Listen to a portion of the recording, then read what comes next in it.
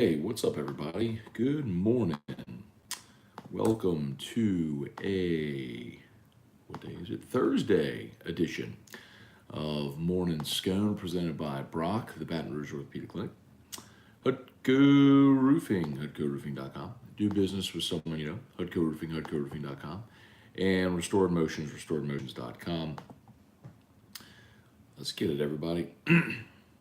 Hope your Thursday's off to a great start. Hope you had a great week. Honestly, man, really hope everybody's okay with that weather yesterday, man. There were tornadoes in Eddie and St. Charles Parish and New Iberia. So, man, my goodness. Sincerely hope everybody made it through that okay. And if you have you or friends or family, loved ones that were on the path of that destruction, sincerely just hope everybody's okay through it. Right, let's get rolling here. Another LSU players entered the transfer portal. That's Xavier Hill. Of course, if you are a regular morning Sconer, shouldn't come as any surprise. We kind of told y'all for weeks and weeks now that LSU was going to have some of those veteran offensive linemen jump in the portal. Not that that's a great surprise, but it's just something we knew was going to happen. Anyway, so Xavier Hill becomes the third offensive lineman, joining Marcus Dumerville and Cam Wire in the portal, the 12th LSU player to enter the portal. We last night on Scone and T-Bob and I were talking about that a little bit, and he was kind of saying, are there any surprises and thoughts so far? And I said what I'd said here, which was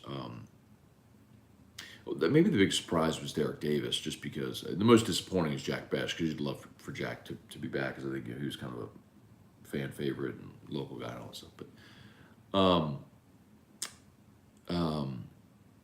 the other one that just is Derek Davis was surprising because they moved him to running back, and Kelly kind of raved about him.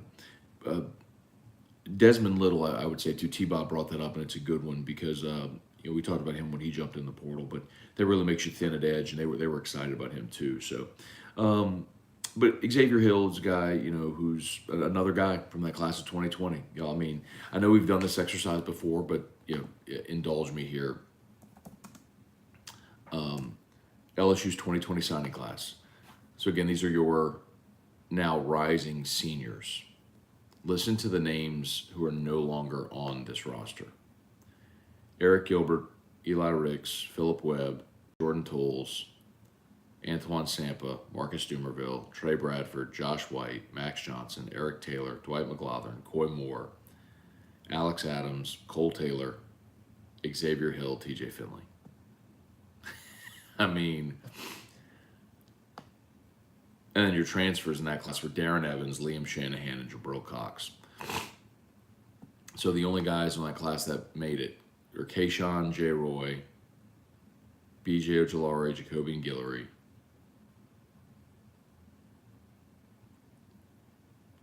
Marlon Martinez is still hanging around, but we'll see, and Ali Gay. That's it. You want to know why you had to go into the portal so heavy this year? That's why. That whole class of 2020, gone. And that class was highly rated too. I mean, that class was the fourth best class in the country. He had 3 5-stars. Gilbert, Ricks, and Kayshawn. Wow. Anyway, so Xavier Hill in the portal. And then I did have a Saints note there. Saints picked up running back Eno Benjamin. You'll probably recognize that name. Played at Arizona State. I got to see Eno Benjamin play a good bit just because he played on that team with, like we talked about, with Jordan Clark and Jaden Daniels. But Eno Benjamin, Arizona State was drafted by the Cardinals last year in the 7th round, and played a good bit for him. Had 70 some odd rushes for 300 yards, averaging 5 yards a carry. So Arizona waived him. The Texans got him, even though the Saints put in a waiver claim that goes by priority based on order of finish a year ago, so basically the draft order. So I went to the Texans, was there for 2 games, they waived him, and now the Saints picked him up. So, Benjamin David Johnson, a couple of veteran backs, competing for Mark Ingram's spot with him injured to back up Kamara. So Saints Falcons this weekend. Saints are about a touchdown, or actually about a field goal favor of that game. I've seen 3 and I've seen 4 on that Saints Falcons game this weekend. Hang on, let me look and see what the number is right now. Saints 4. Okay, let's say some good morning, y'all. See what y'all got. Appreciate y'all for being here as always. You too, please smash that like button. Facebook, like the page, share the post. Caleb, Greg, good morning. Zach Swan, Tim Gotro, Eric Bertrand, Trivia Carter, good morning, y'all. Larry Garner, see y'all made it through the storms. Yeah, man. I hope everybody did just fine. I did have people sending me pictures and videos of leaking roofs for HUDCO, obviously. And we're happy to help. Y'all know if you got my text line, 396-4400, 225-396-4400, 396-4400. You can text me. I'm happy to help. Or you can email me, matt@hudcoroofing.com. I'm happy to help if y'all need roof help. Or know someone that does. Let me know. We are dispatching all of our crews to tarping starting today and tomorrow. Like, we are going to help people tarp after the storms. So if you know someone that needs help after yesterday, wherever they are, let us know. Brian Irwin, morning, Matt. We've been talking about LSU only going after a running back if they are game breaking. Are there any right now, or they are entertaining that could be considered game breakers? Not right now that I know of, Brian. I mean, look, they're going to vet everything, and I don't have their board. I'm not looking at the board in football ops. But the other thing that also you got to consider, Brian, is what if everybody comes back, right? So it's not just would you consider a running back, would that running back consider you? So if a running back is in the portal, it's because they're going somewhere, or any player, they're going to go somewhere where they feel like they have an opportunity to play. Well, if Emery comes back and Kane comes back and Williams comes back and Armani Goodwin's coming off of injury, and then you're bringing in the 2 freshmen, well, that's 6 running backs. So, there's probably not a spot for a transfer to come in and be like, okay, that's, that's where I'm going to go. Randall Offred, good morning. Had a tornado touchdown on Marrero. It took down the power and a shed we have in the backyard. Thank God we are all well. Glad to hear it, Randall. I mean, I saw the one in Araby. I didn't hear about one in Marrero, but my goodness, I'm glad y'all are well. That's certainly what's most important, man. Wow. Anyway. Again, Randall, if y'all know someone who does need tarping or help or anything like that, let us know. We're happy to help. Avid Sports, good morning. How many of those were 4 stars? Yeah, the 2020 class. Let's see.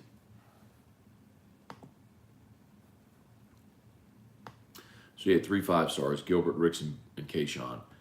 4 stars, you had, here you go, Roy, Webb, Tolles, Ojolari, Guillory, Sampa, Doomerville, Bradford, Trey Bradford, Josh White, Max Johnson, Eric Taylor, McLaughlin, Coy Moore, 13. 3 5-stars, 13 4-stars. And then your 3 stars were Marlon Martinez, Alex Adams, Cole Taylor, Ollie Gay, Xavier Hill, TJ Finley. That's 6 3-stars. Crazy. Bubba Tatum, good morning.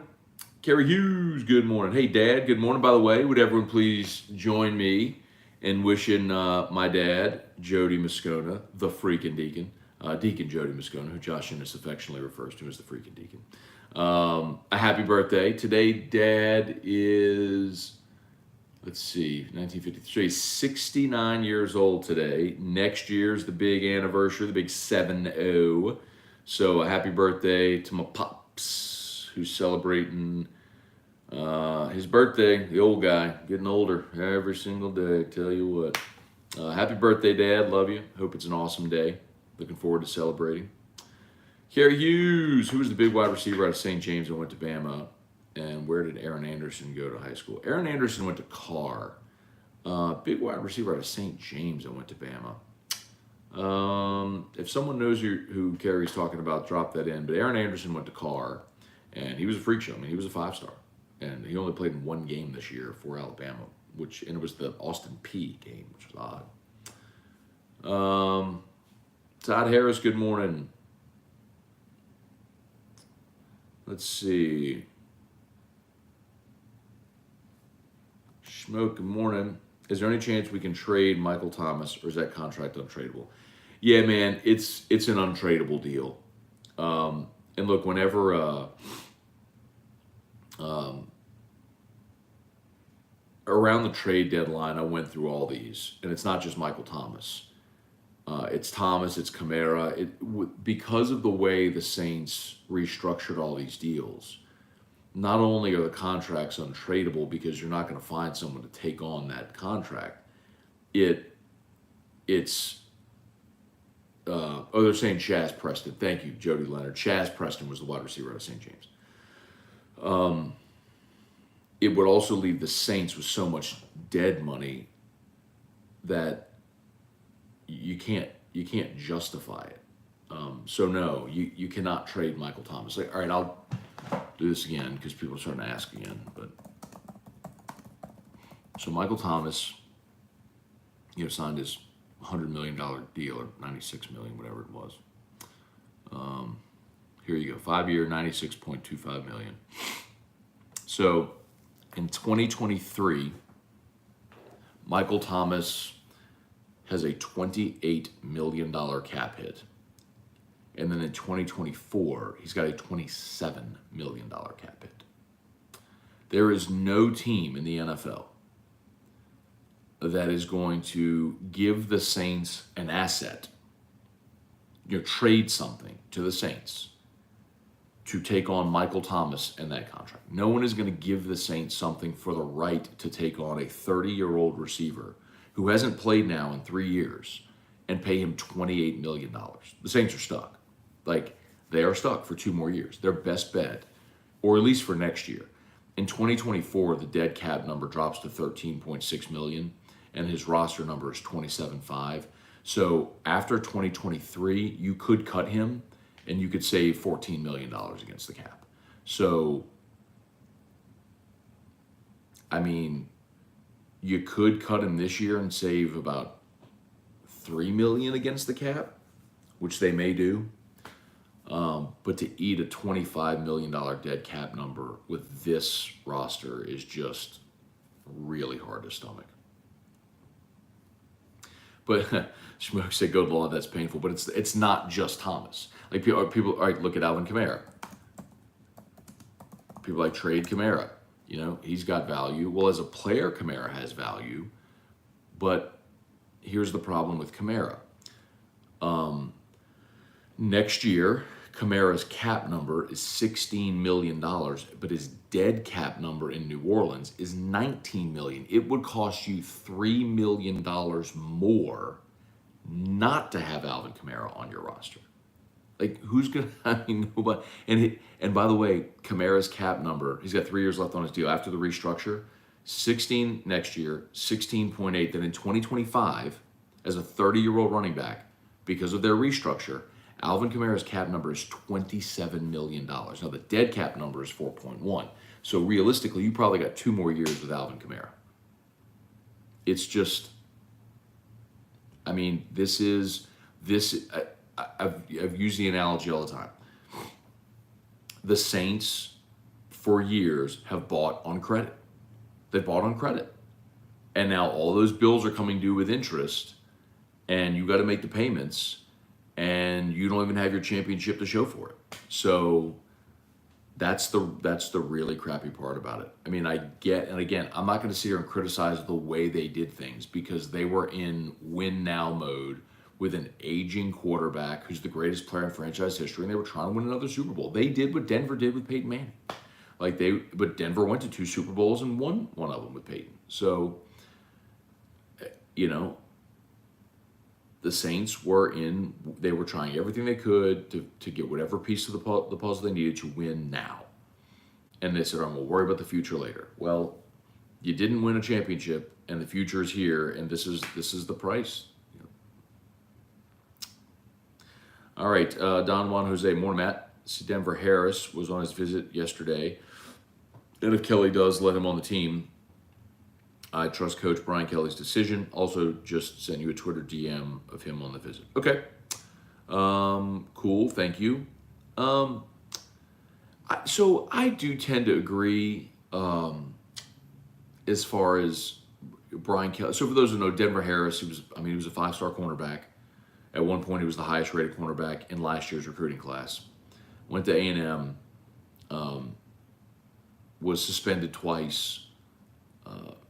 Just a knucklehead, man. Did some stupid things. Missed curfew. There was an Instagram live video of him like speeding through a parking garage, like recklessly speeding through a parking garage, and he's putting it on Instagram live. He was one of the 4 that were smoking weed in the locker room.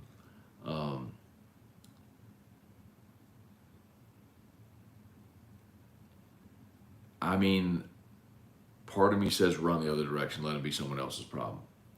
But if Brian Kelly, kind of, if you trust Brian Kelly's judgment to have good character guys or like a zero tolerance policy or something like that, I get it, man.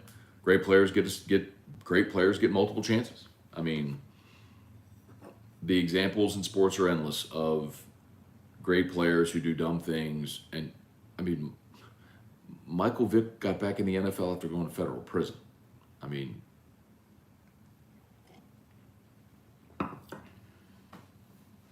you're a great player, you're going to get extra chances. It's going to play for somebody. And that's a huge position of need for LSU. Alex Barnes, Hutko is going to get some phone calls today. Yeah, and Alex, look, man, I'm going to say this. I know there's a part, and like we talk about this as a staff, there's a part where it feels like, look, people, I hate to even say it, like but I think everyone understands the genuine place where you come from, where you feel like, look, man, people went through this storm, and you don't want to be cheesy, being like, hey, call us now.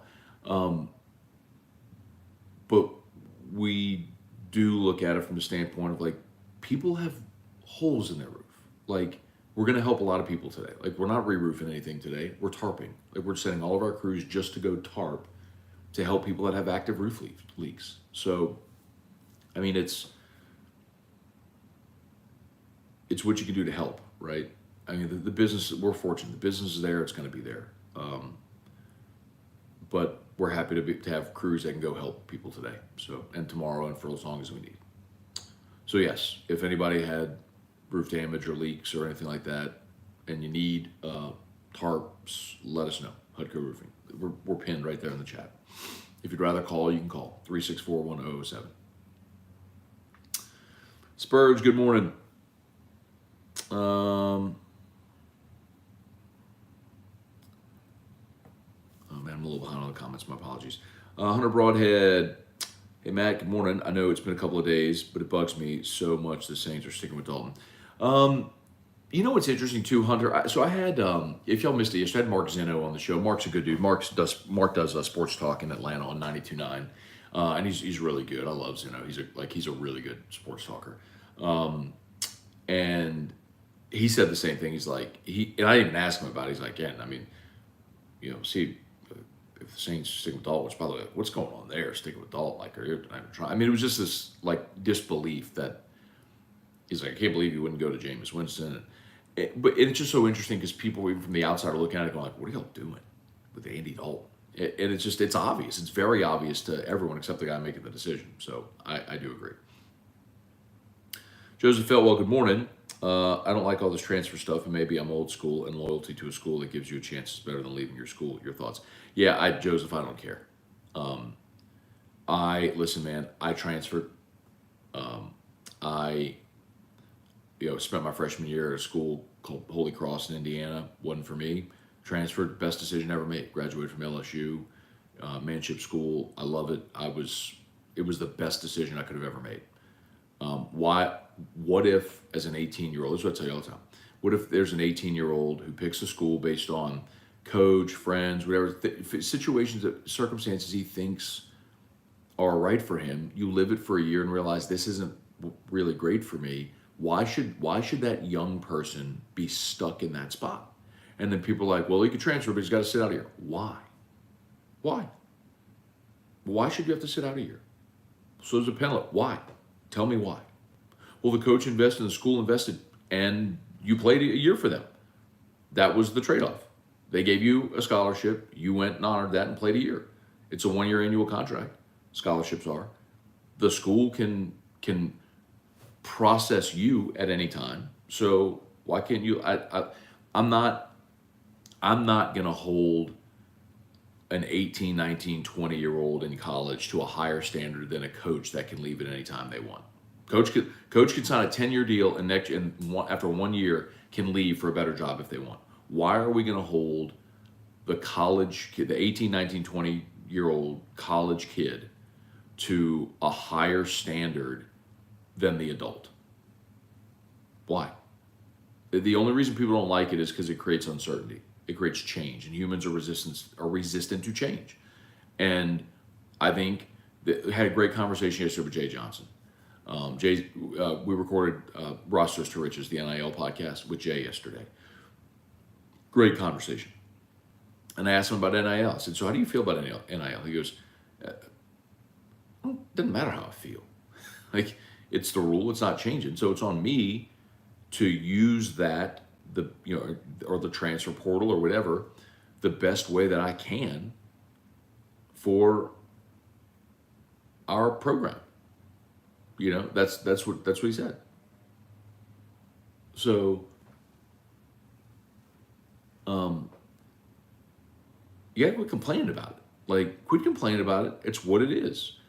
I mean, you can complain about transfers, and I point out to LSU fans all the time. Joe Burrow was transferred. Like, well, he was a graduate. Like it matters. Like you're so super proud that he got his degree at Ohio State, and that's why it's okay to transfer. Stop it. Like,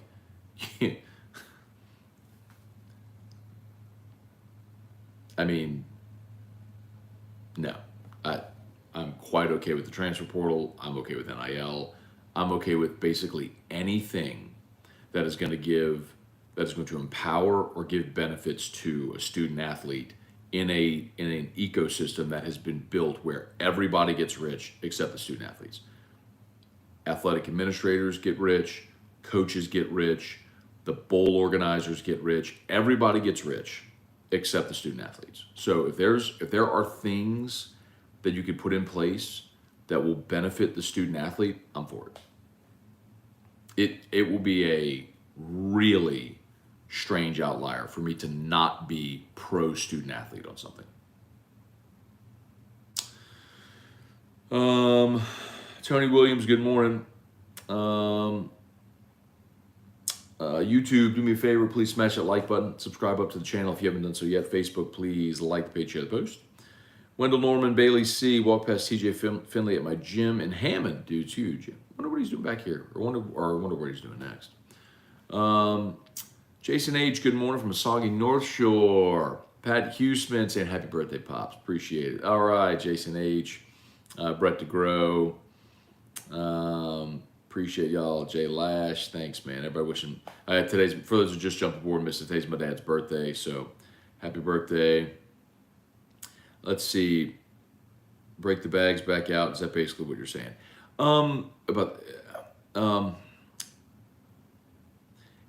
Look, here's your way. If you're the Saints, here's your way out of it. You have to have a draft like you did in 2017.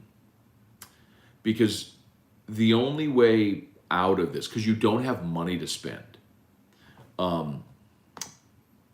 Let's see.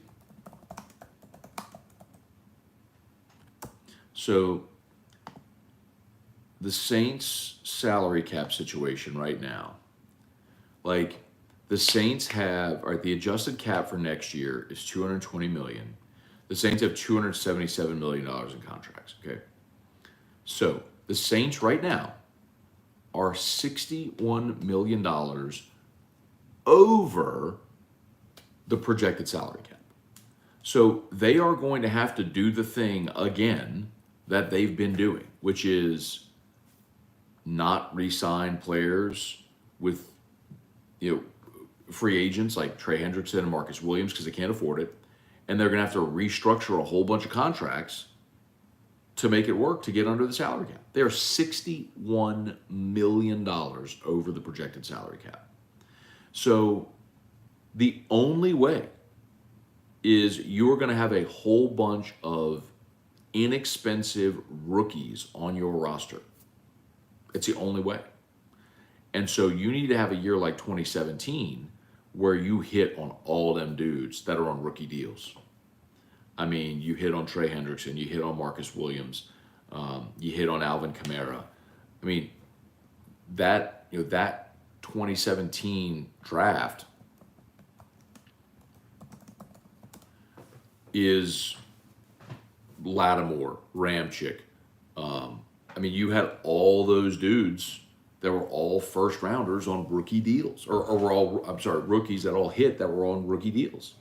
So like that's your way out of it. If you go have an awesome draft where you hit on all these picks and you rebuild your roster with a bunch of rookies and allows you these 4 or 5 years of those rookie deals to reset your roster and purge out those bad contracts and win in the meantime.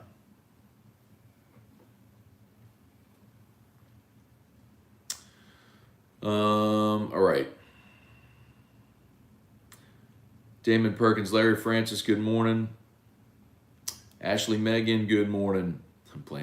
Blanche Hudson, good morning. Jeremy Johnson, most college coaches are white men, most college athletes are black men. Do the math, Matt. That's stupid.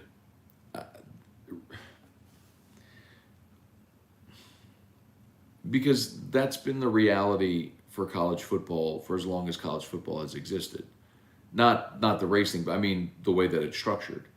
That's not the point at all. Like, and it applies to anybody. You know what, man? Look, Jeremy, I don't know if you're white or black, and quite honestly, I don't even care. But to make that a race issue is just stupid. That's nonsensical. And don't call me naive, because the rules and structures in place don't matter. They apply the same to a kid like Walker Howard or Trevor Lawrence as they do to or Joe Burrow as they do to Denver Harris or TJ Finley. I mean, it's so stupid to say that, man. I'm not sitting here saying that our world is perfect and there aren't inequities. I mean, of course there are. I'm not stupid. I'm not naive. But that ain't the place to play that card. Come on, man. I mean, Deion Sanders just left Jackson State for Colorado. Black man. Come on. Is everybody crushing him? No, hell no, man. Got a great opportunity. Did a great job at Jackson. He got a better opportunity. Go take it. I get it. But my point is, why should the player not have that same opportunity?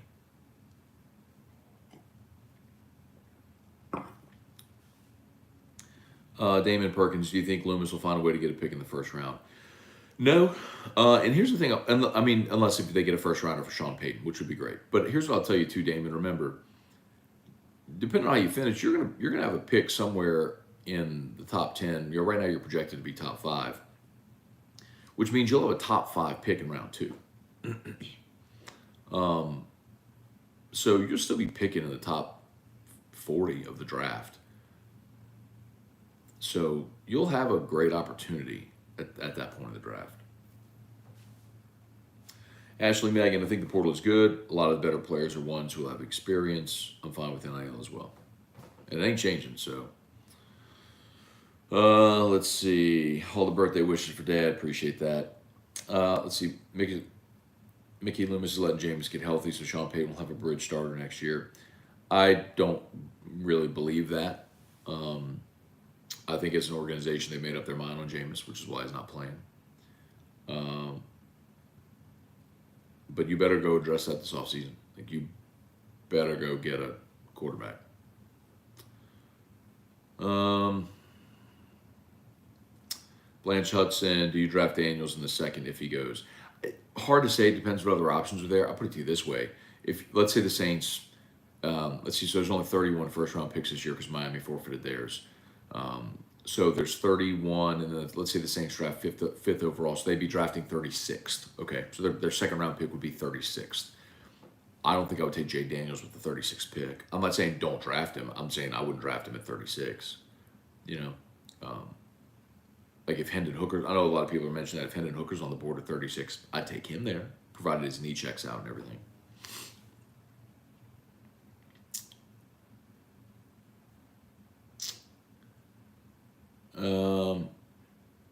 Brad David, Ross Dellinger really has good contacts. Seems like he's always right with breaking news.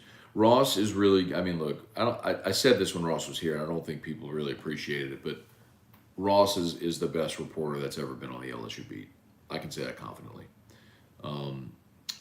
It's why Sports Illustrated hired him. Yeah, he's fantastic. I mean, he works his behind off. He does his due diligence. He cultivates really good relationships with sources and vets information and works tirelessly to get information, because that's what a good reporter does. Too many reporters now are just, they wait for the press release or the tweet, you know. Anyway. Let's see. Blanche, I'm for NIL and the transfer portal. I do think they have an opportunity to make both work very well together with some sort of perks. Let's see. Evan S., do you think Sean Payton back to the Saints is a smokescreen by our front office to pump up his value? I do not.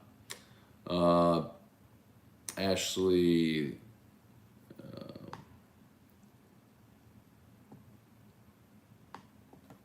Uncle Brian will make him do his homework.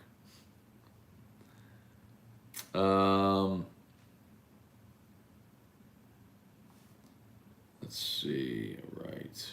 Any more? Facebook.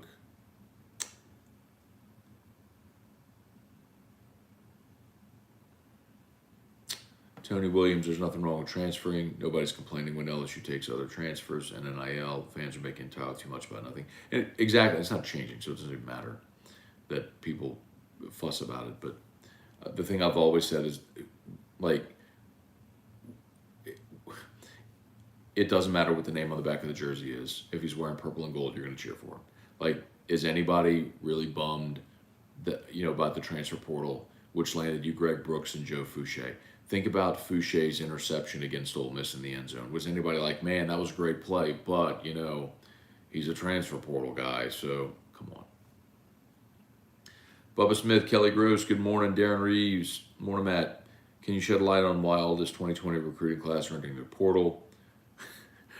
Surely some are entering for more playing time, but several of them would be starters if they stayed. Darren, did you watch LSU in the 2020 and 2021 seasons? Did you watch them during the COVID year when they had the worst defense in LSU history and went 5-5 with a head coach who was a disaster? And then the next year you thought they were going to have these changes, and he hired an OC that had never called plays and a DC that hadn't been a coordinator since 2009, and that was at a Division II school. And they went 500 again and fired the coach halfway through the season, got blown up by Kentucky and Ole Miss. And then didn't know who their next coach. Like, did you watch those 2 years of football? I mean, I'd have told my kid to run for the hills too. LSU was a disaster. That's why.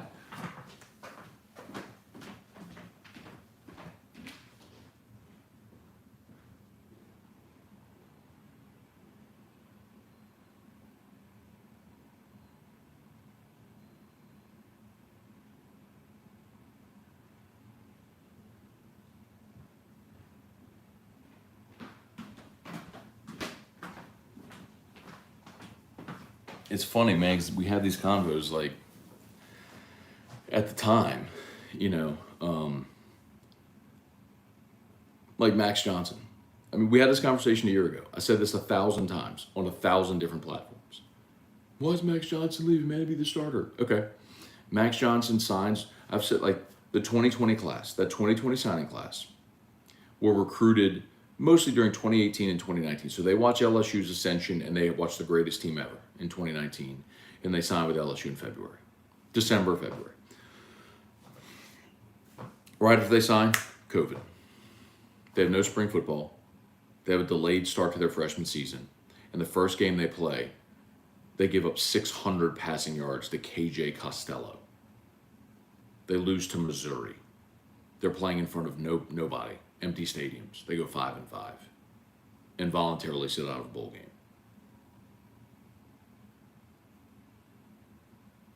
You replace both coordinators, and Ogeron hires the guys that are just talking. So Max Johnson comes to LSU. COVID year goes the way it does. So he had, Ensminger steps down, retires. They bring in Peets. That's goes the way it does, obviously. And then, you, of course, recruited by the offensive staff, which had Ensminger, Brady leaves. You brought in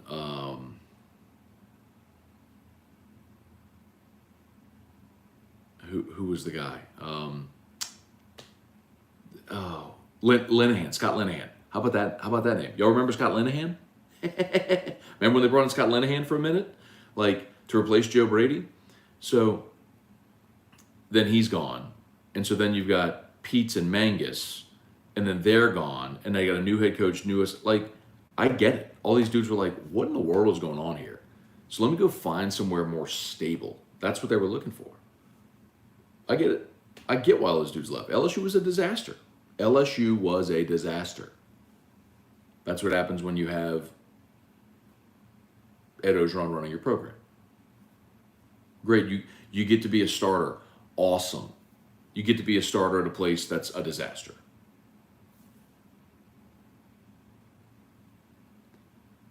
Hey man, you get to take your plate first to the buffet, but the buffet is like slop.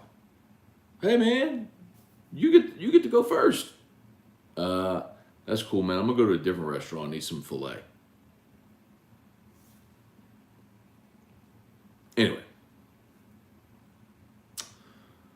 All right. Jacob Willis, what's up, man? Nathan Emerson McCartney, do you think the transfer portal affects depth issues at certain positions more than others? No. I mean, I don't know if you mean just universally. I think it goes program by program. I mean, you could say positions like offensive line or defensive line or cornerback where you need multiple, where you have multiple players, so you need numbers. I mean, you could certainly say that. Rick Kelly, Matt, could you share your thoughts on Mike Leach? Yeah, Rick, you know what, man, if you would maybe go back and catch AFR the last 2 days. I opened up AFR on Tuesday talking about Mike Leach. And then yesterday we had Sonny Cumbie on the show. And Sonny Cumbie's the head coach at Louisiana Tech right now. And he played for Mike Leach. He was actually a walk-on Mike Leach's first Texas Tech team in 2000. Became the starting quarterback there in 2004, and then was a GA at Texas Tech under Leach when he started his coaching career. So had a lot of good stuff the past couple of days about Mike Leach. So you catch that. But, man, Leach was awesome, man. He was a true, original, authentic, always great for a quote, a soundbite that everybody is aware of. But the thing that I've really stressed is don't let his football legacy be forgotten because, I mean, in many ways, he transformed football. I mean, he and Hal Mummy kind of created that air raid at Iowa Wesleyan and then Valdosta State, then Kentucky with Tim Couch. But Leach is the one when he went to Texas Tech who started his own tree. And that's guys like Sonny Dykes and Lincoln Riley and, Dave Aranda coached with Mike Leach. Dana Holgerson. Like, don't forget the football part of Leach and the impact he had on the game because, 20 years ago plus, he was doing what everybody's doing now, which is throwing the ball 40, 50 times a game. David Tolson, any chance Brian Polian enters the coach's transfer portal? I don't think so, David, but I do think there is a possibility that he could sort of just be reassigned through the staff. I don't know that. I don't know anything definitively. I think he will be coaching at LSU next year. He will be on staff at LSU next year. Maybe in an analyst role, that would be preferred. Rick Kelly, Matt, was the death of Ensminger's daughter-in-law a determining factor in Slinger retiring? So you're talking about Carly. And well, Rick, maybe you don't know this, man, but Carly, Carly was a good friend. She actually produced my radio show. No, that's not why Steve retired. Steve didn't want to. Steve never wanted to be the OC anyway. And I know that's weird to say, but man, because in the coaching profession, you mostly have dudes that are ambitious and upwardly mobile, like they're always wanting to move a coordinator, head coach. And Steve just wanted to coach ball. Like he loved the fact that he was coaching at his alma mater, making more money than he'd ever made as the tight ends coach. And he would always say, man, nobody ever fires tight ends coach. He was happy to his elderly father was in Central and he could live in Central and coach ball at his alma mater and make a good living. And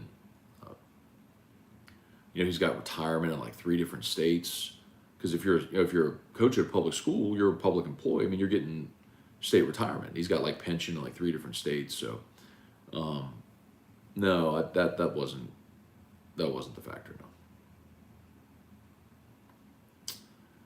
All right, Ryan, Amanda Guidry, great show as always. Thank you.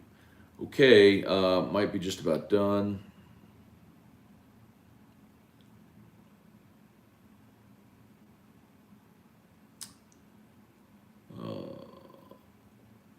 Man. It's 8:10. I got to get going. Bubba A. Bear drinks some E.H. Taylor for the first time this past weekend. Good stuff. Yeah, man, E.H. Taylor's awesome. If you can get your hands on the foolproof, give that a go, or the 4 grain. Jeremy Johnson, my opinions have been called stupid by less informed individuals. Sir, love your show. Listen to you at all forms. Thank you, Jeremy. I appreciate it. And it's not to say that your opinions are stupid. I just to bring race into that just doesn't make sense, man. It just, again, I'm not naive. I'm not saying that we're a perfectly well-adjusted society. Obviously, we have our issues, but that's not one of them where I look and go, that's why the white coaches are holding the black players down with transfer portal, and then Jeremy Johnson, tell Papa Scone happy birthday. Will do. David Bass, just like coaches have to change to keep up with the new offense defense, also have to keep with the times recruiting in NIL, shut up and do your job. Yeah, I think most are. I don't think you have coaches complaining about it. Not that I hear anyway. Maybe they did push back initially, but they got on board quickly because you have to.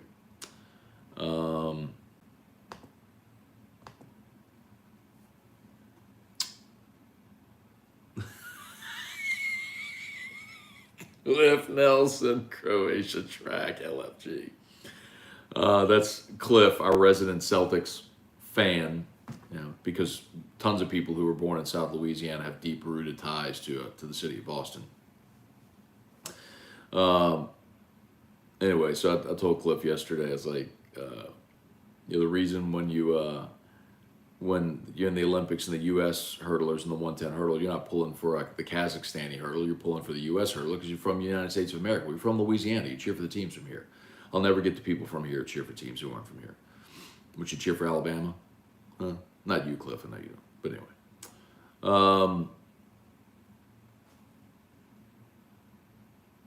Brett DeGrow, we had a cheerleader as the head coach with O. Thank you forever for 2019. We're in a better spot with a true professional Brian Kelly. Absolutely.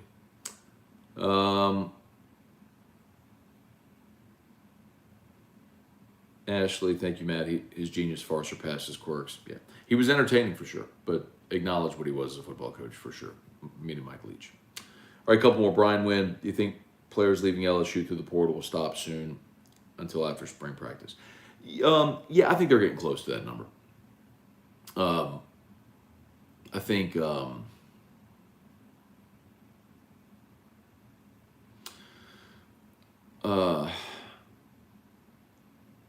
I'm now more interested, I think, in draft decisions than I am portal decisions. I'm interested in, is John Emery coming back? What's Jaquelin Roy going to do? Jacoby and Guillory. I'm more interested in those guys now. Are they going? Are they going to the draft? Are they coming back? Benjamin, RB2 of the future. I don't think so, Danny.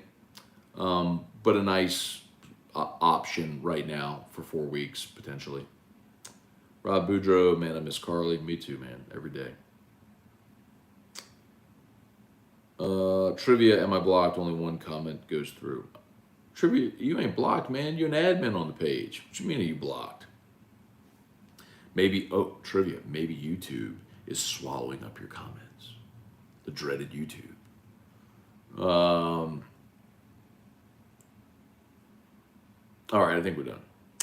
Appreciate y'all as always. YouTube, do me a favor, smash that like button. Please subscribe up to the channel if you haven't done so yet. Facebook, please like the page, share the post. As always, brought to you by Brock, the Baton Rouge Orthopedic Clinic. You know the drill. You need an orthopedist, you go to Brock. They're the best. HUDCO Roofing, HUDCOroofing.com. All the weather that came through yesterday. If you find yourself in need of a roofer, know someone who does, give us a shout. HUDCO Roofing, HUDCOroofing.com. And Restored Motions, RestoredMotions.com. If you have pain, book a session with Crystal Poche. Relief is one session away at Restored Motions. Trivia. Okay, is the NFL revenue down again? I don't believe so. I think it dipped post-COVID year, but it's expected to go up with the new TV contracts that are going to be signed. So that will also likely give the Saints some relief in future years as well, with salary cap going up with the new TV contracts. All right, y'all have a great day. LSU Daily is already live on your favorite podcast app. Search LSU Daily. Please subscribe up, and AFR3. Peace.